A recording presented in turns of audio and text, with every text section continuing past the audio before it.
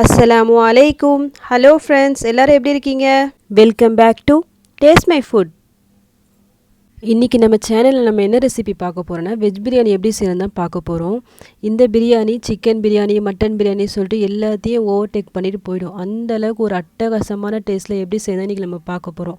அதனால் கடைசி வரைக்கும் இந்த வீடியோவை மிஸ் பண்ணாமல் பாருங்கள். இது செய்யறதுக்கு முன்னாடி இது தேவையான இன்க்ரீடியன்ஸ் என்னென்னு பார்க்கலாம்.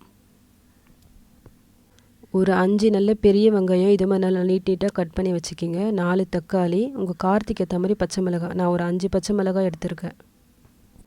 நெக்ஸ்ட்டு நான் இதுக்கு என்ன வெஜிடபிள்ஸ் எடுத்திருக்கேன்னா, ஒரு அரை கப் அளவுக்கு பீன்ஸ் எடுத்திருக்கேன். ஒரு 2 கேரட்டு இந்த மாதிரி கட் பண்ணி வச்சுக்கிங்க. ஒரு அரை கப் பச்சை பட்டாணி, ஒரு 2 உருளைக்கிழங்கு கட் பண்ணி தண்ணியில் போட்டு வச்சுருக்கேன். உங்களுக்கு சோயா பிடிக்குன்னா ஒரு அரை கப் அளவுக்கு சோயா எடுத்துக்கோங்க. அப்படி பிடிக்காதுன்னா ஸ்கிப் பண்ணிவிடுங்க, நோ ப்ராப்ளம். நீங்கள் காலிஃப்ளவர் கூட இதில் ஆட் பண்ணலாம், நல்லா தான் இருக்கும் வெஜ் பிரியாணிக்கு. இந்த சோயா வெஜ் பிரியாணியில் ஆட் பண்ணதுக்கு முன்னாடி என்ன பண்ணணுன்னா, நல்லா ஒரு பாத்திரத்தில் தண்ணி வச்சுக்கிங்க. அது நல்லா பாயில் ஆகிட்ட பிறகு இந்த சோயா போட்டு ஸ்டவ் ஆஃப் பண்ணிவிடுங்க. ஒரு 5 to 10 மினிட்ஸ் இருக்கட்டும். தண்ணி ஓரளவுக்கு ஆறின உடனே இந்த மாதிரி அந்த தண்ணியிலேருந்து அந்த சோயை எடுத்து நல்லா கையால் இந்த மாதிரி பிழிஞ்சு விட்டுக்குங்க, அந்த தண்ணியெல்லாம் வெளியே வர மாதிரி. நல்லா பிழிஞ்சு தனியாக ஒரு பவுலில் போட்டுக்குங்க. மற்ற எல்லா சோயாவும் இதே மாதிரி பிழிஞ்சு தனியாக எடுத்து வச்சுக்கிங்க. நெக்ஸ்ட்டு கொத்தமல்லி, புதினா எடுத்திருக்கேன். நான் ரெண்டுமே 2 கைப்பிடி அளவு எடுத்திருக்கேன். சேம் குவான்டிட்டி தான் எடுத்திருக்கேன். இந்த பிரியாணி செய்கிறதுக்கு தேவையான அளவு ரைஸ் ஊற வச்சுருக்கேன். ஒரு 20 மினிட்ஸ் ஆயிடுச்சு இதை ஊற வச்சு. இது ஒரு 1.5 கப் இருக்குது. கிட்டத்தட்ட 350 to 400 கிராம் கிட்டே இருக்குது. இப்போ நம்ம சமைக்கிறதுக்கு ஸ்டார்ட் பண்ணிக்கலாம். பேனில் நான் ஆயில் போட்டிருக்கேன். இந்த பிரியாணிக்கு தேவையான அளவு. கூடவே 1 டேபிள் ஸ்பூன் நான் நெய்யும் இதில் ஆட் பண்ணியிருக்கேன். இதில் 2 துண்டு பட்டை, 2 பிரிஞ்சி இலை, 3 ஏலக்காய், 4 கிராம்பு போட்டிருக்கேன். அது கொஞ்சம் வெடித்த உடனே இந்த வெங்காயத்தை ஆட் பண்ணி அதை வதக்கிக்கலாம். அது கூடவே பச்சை மிளகாயும் போட்டுக்குங்க. வெங்காயம் நல்லா வதங்கின உடனே அதில் ஒரு 2 டேபிள் ஸ்பூன் இஞ்சி பூண்டு பேஸ்ட்டு போட்டு அதை நல்லா வதக்கிக்கிங்க. அது ஓரளவுக்கு வதங்கின உடனே தக்காளி இதில் ஆட் பண்ணிக்கலாம்.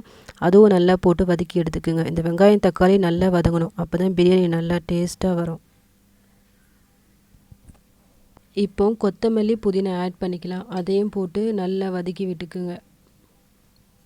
இப்போ இதில் மசாலாவை ஆட் பண்ணிக்கலாம். இதில் நான் 1 spoon Kashmiri chilli powder, 1 spoon மிளகாய்த்தூள், 1.5 டேபிள் ஸ்பூன் குழம்பு மிளகாய்த்தூள், கூடவே ஒரு 1 ஸ்பூன் பிரியாணி மசாலா ஆட் பண்ணுறேன். நான் இதை வீட்டிலே செஞ்சது தான்.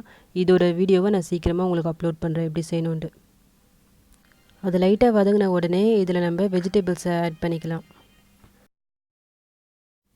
இது எல்லாத்தையும் நல்லா மிக்ஸ் பண்ணி விட்டுட்டு இந்த வெஜிடபிள்ஸ்க்கு தேவையான அளவு சால்ட்டு போட்டுக்குங்க. ஒரு அரை கப் அளவுக்கு தண்ணி ஊற்றி இது கொஞ்சம் ஒரு 5 to 10 மினிட்ஸ் இந்த வெஜிடபிள்ஸ்லாம் கொஞ்சம் பாயில் ஆகட்டும். உங்ககிட்ட வீட்டில் பிரியாணி மசாலா இல்லைன்னா பட்டை, லவங்கம், ஏலக்காய் அதை நல்லா பவுட்ரு பண்ணி ஒரு அரை ஸ்பூன் இதில் போட்டுக்கோங்க. நல்ல ஃப்ளேவர் கொடுக்கும். எப்போயுமே பிரியாணி செய்யும் போது காஷ்மீரி சில்லி பவுடர் ஒரு ஸ்பூன் போட்டுக்கோங்க, நல்ல கலர் வரும். ஃபுட் கலரே ஆட் பண்ண தேவையில்லை, அந்த கலரே கரெக்டாக இருக்கும். இப்போ இந்த வெஜிடபிள்ஸ்லாம் பாயில் ஆகிடுச்சு. இப்போ இதில் நான் ரைஸ் ஊற வச்சுருந்தேன்ல, அந்த தண்ணியெல்லாம் நல்லா ட்ரெயின் பண்ணி இதில் போட்டிருக்கேன். இந்த அரிசிலாம் உடையாமல் நல்லா பார்த்து நல்லா இது கூட மிக்ஸ் பண்ணி விட்டுக்குங்க.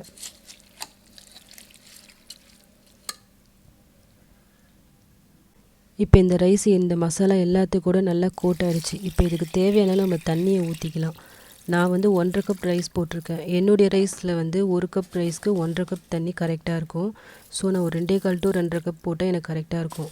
இந்த மசாலாலேயே ஆல்ரெடி ஒரு தண்ணி இருக்கிறதால நான் 2 கப் இதில் போட்டிருக்கேன். உங்கள் ரைஸ்க்கு ஏற்ற மாதிரி நீங்கள் தண்ணி போட்டுக்கோங்க. இதுக்கு தேவையான அளவு சால்ட் நான் போடுறேன். கல் உப்பு தான் போடுறேன், அதான் நல்லா டேஸ்ட்டு கொடுக்கும் பிரியாணிக்கு. இது நல்லா மிக்ஸ் பண்ணி விட்டு ஒரு மூடி போட்டு மூடி வச்சுக்கோங்க. இந்த ரைஸ் நல்லா பாயில் ஆகிற டைமில் மீடியம் ஃப்ளேமில் வச்சுக்கிங்க. நடுவில் ஒரு தடவை 2 தடவை கொஞ்சம் பார்த்து மிக்ஸ் பண்ணி விட்டுக்குங்க ரைஸை. இப்போ நான் ஓப்பன் பண்ணுறேன். தண்ணி பாருங்கள் முக்கால்வாசி வற்றிடுச்சு. இன்னும் லைட்டாக கொஞ்சம் தான் இருக்கும். இப்போ தம் போடுற ஸ்டேஜ் வந்தாச்சு.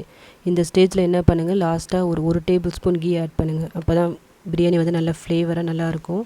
அது கூடயே கொஞ்சம் கொத்தமல்லி, கொஞ்சம் புதினா போட்டு ஒரு மூடி போட்டு தம் போட்டு வச்சுக்கலாம்.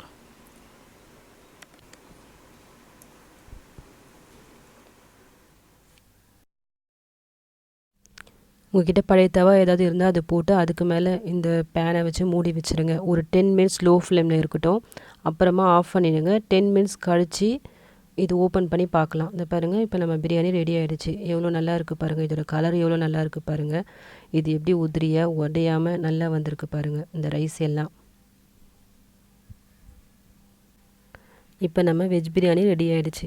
இதுக்கு pepper chicken, chilli chicken, chicken 65 இது எல்லாமே ஒரு பெஸ்ட்டு காம்பினேஷனாக இருக்கும். இது எதுவுமே இல்லைனா கூட வெறும் ஆனியன் ரைத்தா போதும் இந்த வெஜ் பிரியாணிக்கு. அதுவே செம்ம சைட் டிஷ்ஷாக இருக்கும். நான் சொன்ன மெத்தடில் நீங்களும் இந்த பிரியாணியை செஞ்சு பாருங்கள். எப்படி வந்துச்சுன்னு எனக்கு கமெண்ட்ஸில் சொல்லுங்கள். இந்த ரெசிபி உங்களுக்கு பிடிச்சிருந்தா லைக் பண்ணுங்கள், ஷேர் பண்ணுங்கள், கமெண்ட் பண்ணுங்கள். மறக்காமல் சப்ஸ்கிரைப் பண்ணுங்கள். தேங்க்யூ.